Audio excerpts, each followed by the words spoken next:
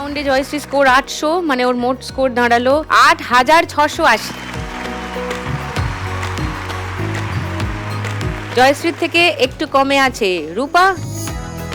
এবার রূপা খেলতে আসবে।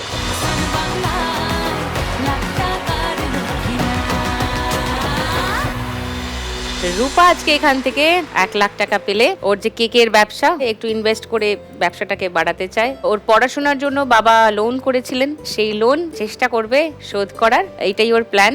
এবার সেটা করতে গেলে তোমাকে ফাইনালে যাওয়াটা নিশ্চিত করতে হবে। নিশ্চিত করতে গেলে তোমাকে এই রাউন্ডে পেতেই হবে 1770-এর বেশি। চলো আলতো করে একটা 2000-এ ঢুকিয়ে দাও।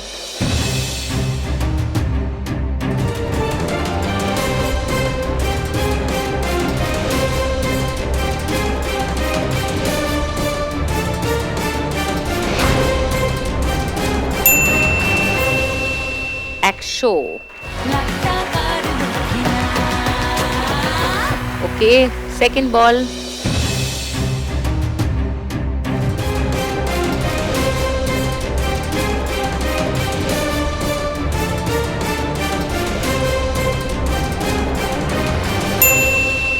আবার 100, 200।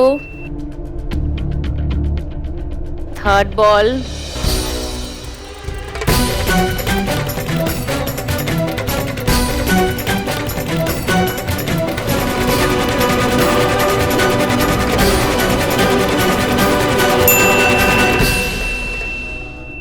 আবার 100।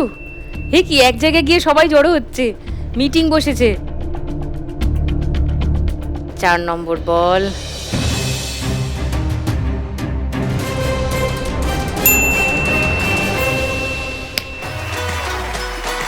$2000। লাভলি। 2300-এ আছো, লাস্ট বল।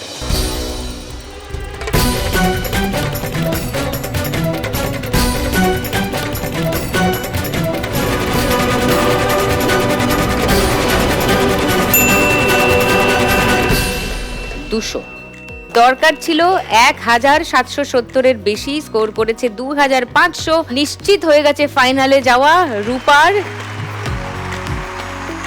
9410 রূপার স্কোর এই রাউন্ডের শেষে। আর প্রতিমা একটু টেনশনে। চলে এসো।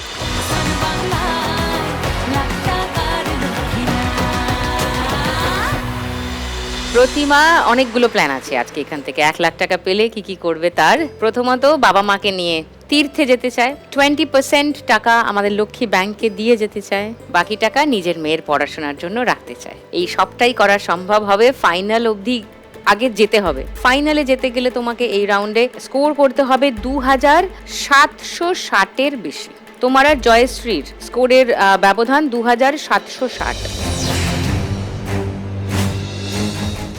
দেখুন লাখ টাকার লক্ষ্যে লাভের সম্পূর্ণ এপিসোড সান বাংলার ইউটিউব চ্যানেলে।